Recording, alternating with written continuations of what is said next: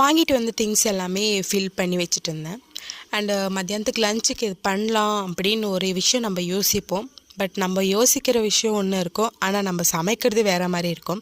சரி, வாழைப்பூ வீட்டில் அப்படியே இருந்துச்சு, எடுத்துகிட்டு வந்து 2 நாள் ஆச்சு, சமைக்கலாம் அப்படின்ட்டு சரி இன்றைக்கி எடுத்து சமைக்கலான்னு எடுத்தேன். அதுவும் நான் ஃபஸ்ட் டைம் வேறு பண்ணுற வாழைப்பூ. இது வரைக்கும் நான் பண்ணதே இல்லை. அம்மாவங்களாம் பண்ணுறப்ப பார்த்துருக்கோம், அதை உரிப்பாங்க. அம்மாவங்களாம் உரிக்கிறப்ப நம்ம பார்த்துருப்போம். அவங்களாம் அப்போ தான் நம்மளுக்கு அந்த ஃபீலிங் தெரியும். அவங்க உரிக்கிறப்போ எவ்வளோ கஷ்டமாக இருக்கும் அப்படின்னு நம்ம பண்ணுறப்ப தான் அது நம்மளுக்கு தெரியவே தெரியும். சரி, பொரியல் பண்ணலாம் அப்படின்ட்டு வாழைப்பூ பொரியல் பண்ணலான்னு நினச்சேன். பட்டு அப்படியே டோட்டலாக சேஞ்ச் ஆகிடுச்சு. வாழைப்பூ வடை பண்ணலாம் அப்படின்ட்டு ஃபஸ்ட் டைம் பண்ணேன். பட் ரியலே சொல்கிறேன், ரொம்ப நல்லா வந்துருந்துச்சு. எல்லாருமே வீட்டில் விரும்பி சாப்பிட்டாங்க. அதை நம்ம யோசிக்கிறது ஒன்று, நம்ம செய்கிறது ஒன்றா இருக்கும். நான் நிறைய சமைக்கிற விஷயத்தில் இந்த மாதிரி நிறையவே பண்ணியிருக்கேன். நீங்கள் இந்த மாதிரி பண்ணுறீங்கன்னு மறக்காமல் கமெண்ட்ஸில்